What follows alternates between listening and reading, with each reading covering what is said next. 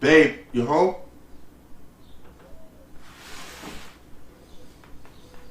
I just got 2 new airsoft guns with the joint account.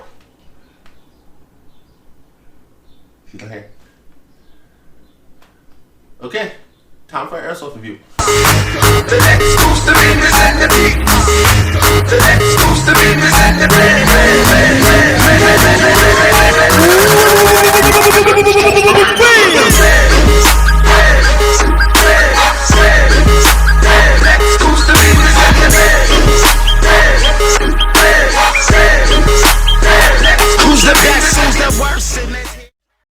Since my wife isn't home, I should be able to do this review if I get into too much trouble.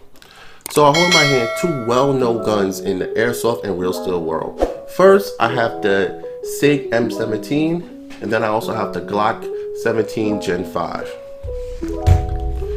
So, I'm the first to admit I'm not a big Glock fan. I feel like they're too boxy, and then people just go crazy for these things. Every time there's a new Glock out. Well, then everyone loses their minds. I wasn't a Glock fan until I had to purchase one when my PPQ, also PPQ, broke and I needed it for a Ricochet Shot tactical shooting competition.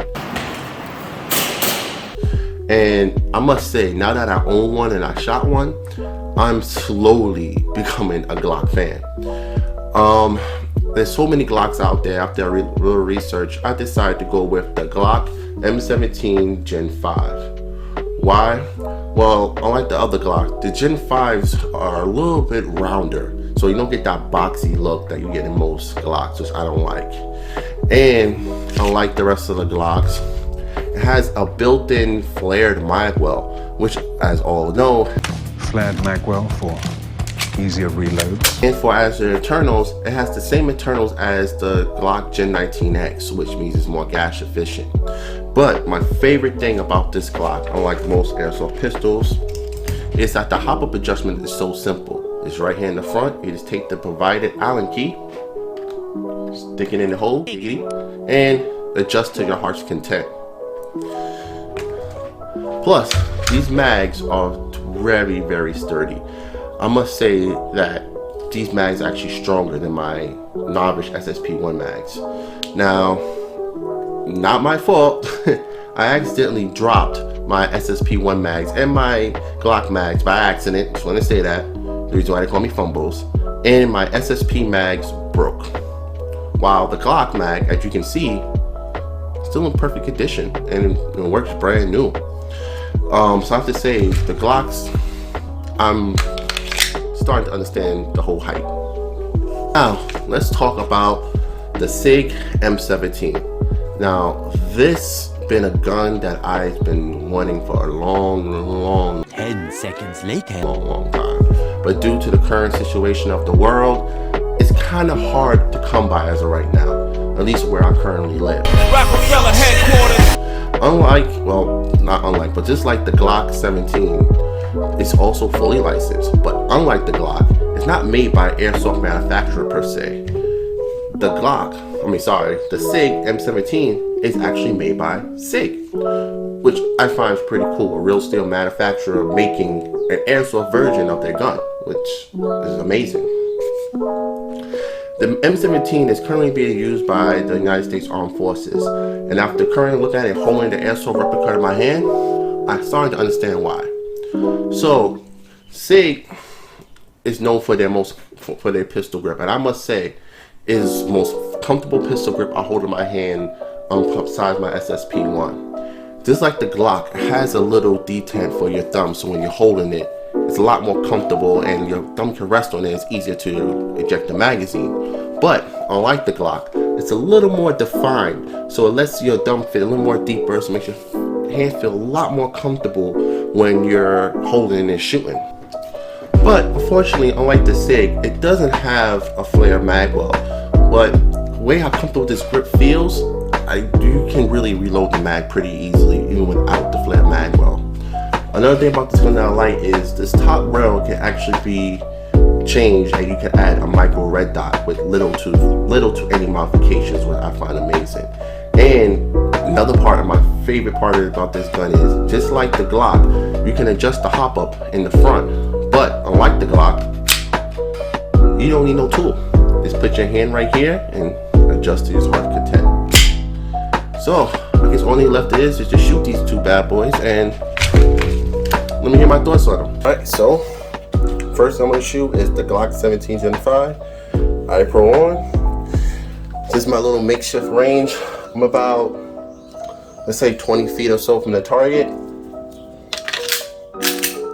So let's see how the grouping is. Currently shooting with green gas and 2.5 BBs.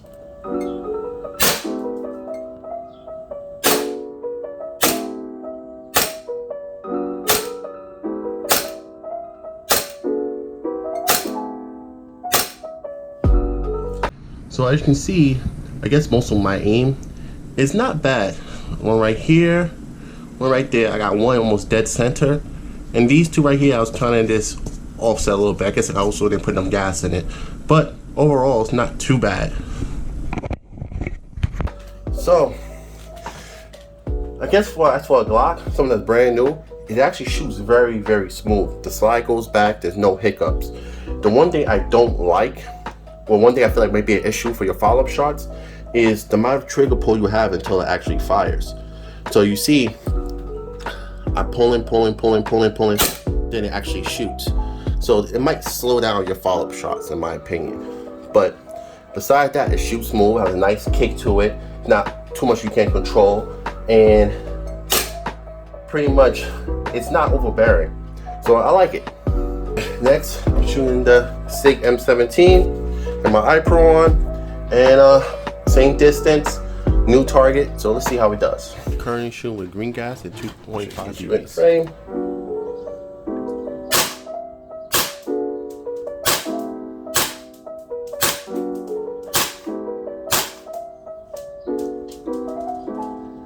As you can see, the grouping is a lot more better with the Sig than the Glock. Like everything is really tight and close. To see right there, the circles, like it was really, really easy to shoot and really pretty accurate. Shooting this thing is actually, I don't know why, but it's a little more fun shooting this than the Glock. I'm gonna shoot it one more time.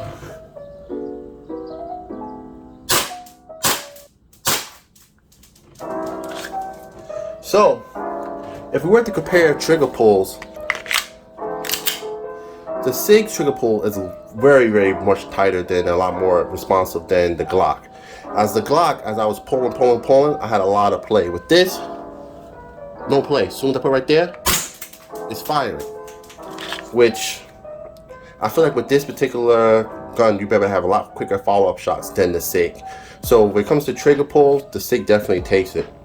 The Glock, I feel like had a little bit more kickback, but I think also because I didn't put enough green gas in the mag. But overall, the Sig was actually pretty fun to shoot. I guess a little bit more fun to shoot than the Glock.